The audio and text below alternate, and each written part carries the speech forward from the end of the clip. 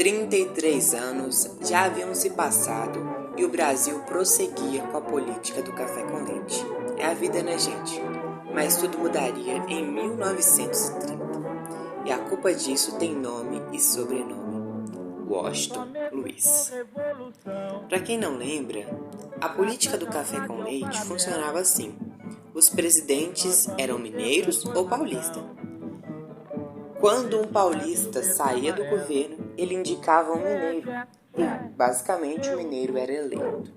O povo não tinha escolha, já que os candidatos normalmente eram governadores do estado de São Paulo ou de Minas Gerais, e eles tinham muitas ligações com os coronéis que mandavam nos interiores e obrigavam as pessoas a votarem nos mineiros ou paulistas, e isso acabava, gerando que as pessoas não tivessem aquela liberdade, fora que o voto era aberto e até mortos votavam.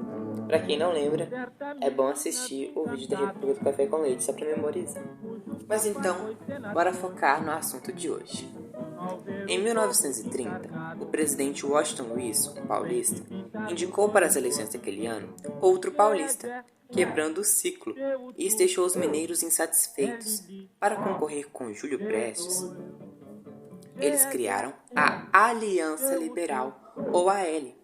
Como candidato, lançaram Getúlio Vargas, que era gaúcho, e João Pessoa, um paraibano.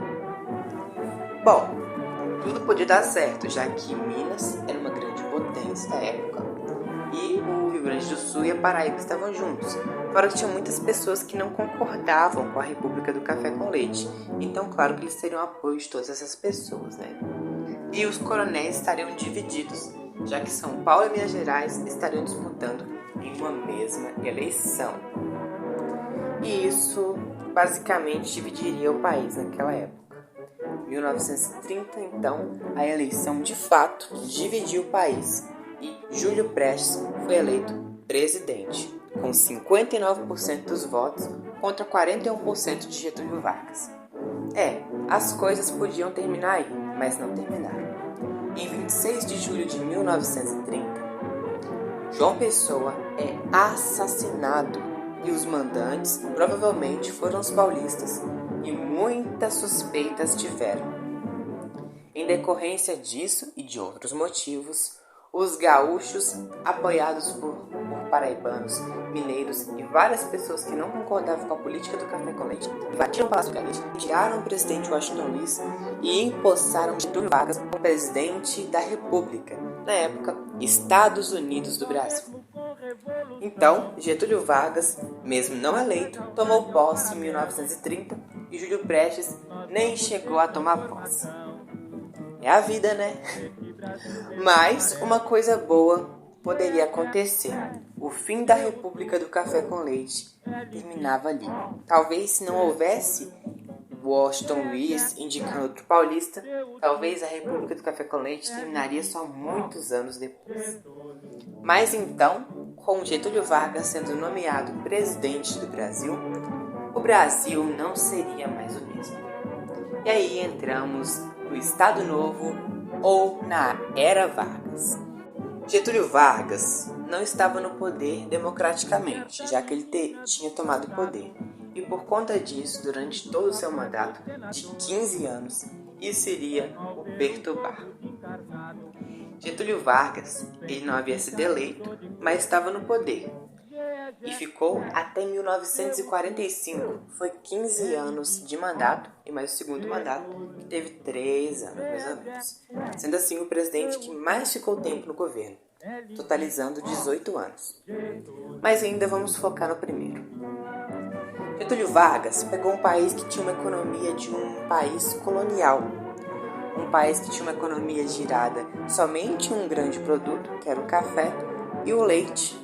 Mas o café girava em torno da economia brasileira. Só o café era responsável pelo maior setor econômico do Brasil. O Brasil não era industrializado e a maioria das pessoas não tinham conhecimento das tecnologias e muitos nem sabiam da existência de mecanismos como rádio e telefone. Era comum nos anos de 1920 a 1930 pessoas chegarem e perguntarem aos seus parentes do Rio de Janeiro, São Paulo ou Minas da saúde de pessoas que já haviam morrido há muitos anos, como o imperador Dom Pedro II e até o presidente Deodoro da Fonseca. Era muito comum. Então, a falta de conhecimento da época era gigante e a população não tinha acesso à tecnologia. Getúlio Vargas teve uma grande dificuldade nesse sentido e teve que melhorar tudo isso. Nesse tempo, foram instituídos os partidos republicanos estaduais, como o Partido Republicano Mineiro, Paulista, Pernambucano, Gaúcho, Fluminense e vários outros. E começaram a surgir partidos que fariam parte da história do Brasil, da década de 50 até a década de 60, mais ou menos. Partidos como o Partido Trabalhista Brasileiro, partidos como UDN e PSD surgiriam mais ou menos no Estado Novo na era Vargas. Vários outros partidos também surgiriam ali, inclusive o único partido brasileiro até hoje, integralista, surgiu na era Vargas. O Partido Integralista havia sido contemplado pelo governo Vargas, né? Foram prometidos esse partido partes no governo Vargas, mas na verdade Vargas não cumpriu com sua palavra.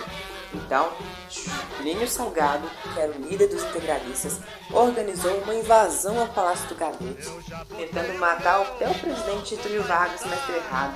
Acabou que todo mundo foi preso. Getúlio Vargas era nacionalista, isso todos nós sabemos. E ele era trabalhista, uma das vertentes do nacionalismo. Uma figura de centro a centro-esquerda, de centro a centro-direita. Esse era Getúlio Vargas. Getúlio Vargas foi um bom líder nesses 15 anos de governo, mas claro, cometeu gafes essas seríssimas, como a recusada da entrada de um navio com milhares de judeus que fugiam do terror da Alemanha nazista. E Getúlio Vargas recusou a entrada do Brasil. Nesse tempo, o Brasil começou a crescer sua economia e o café não passou a ser o produto principal. Começaram a surgir outros produtos menores, né, que não seria igual ao café, mas que também não era só um produto agora que o Brasil dependia.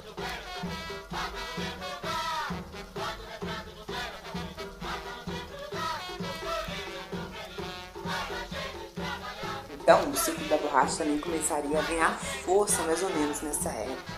Só que já havia começado um tempinho, mas seria muita força, principalmente na Era Vargas. Mas falar da Era Vargas, do Estado Novo de Getúlio Vargas e não falar da Segunda Guerra Mundial é como não falar de água falando de um peixe. A Segunda Guerra Mundial estava estourando na Europa e até em outros países já. E o Brasil resolveu ficar neutro. Porque de um lado tinha países que ele tinha ótima relação como Estados Unidos e os aliados, e do outro, países também que ele tinha boa relação, como a Alemanha, Itália e até o Japão. Inclusive, as leis trabalhistas brasileiras foram inspiradas nas leis trabalhistas fascistas italianas. Então, havia muita parceria entre o governo nazista, italiano e japonês e o governo brasileiro. Assim também como havia cooperação entre o governo brasileiro, francês, norte-americano e o governo do Reino Unido e de vários outros países. Então o Brasil ficou num bico de sinuca. Mas acabou que o Brasil entrou do lado dos Estados Unidos após uma centena de navios brasileiros serem afundados pelos submarinos alemães. Inclusive, foi construída a base em Natal, no Rio Grande do Norte, uma base que servia para pousar aviões da Segunda Guerra Mundial por parte dos Estados Unidos. No mais, o governo Vargas foi um governo interessante, turbulento e muita polêmica aconteceu. Mas Getúlio Vargas então renunciou à presidência em 45 e voltou nos braços do povo em 50. Mas isso já é assunto para outro vídeo. Obrigado, galera, quem assistiu até aqui. Deixa o like, se inscreve no canal e até a próxima!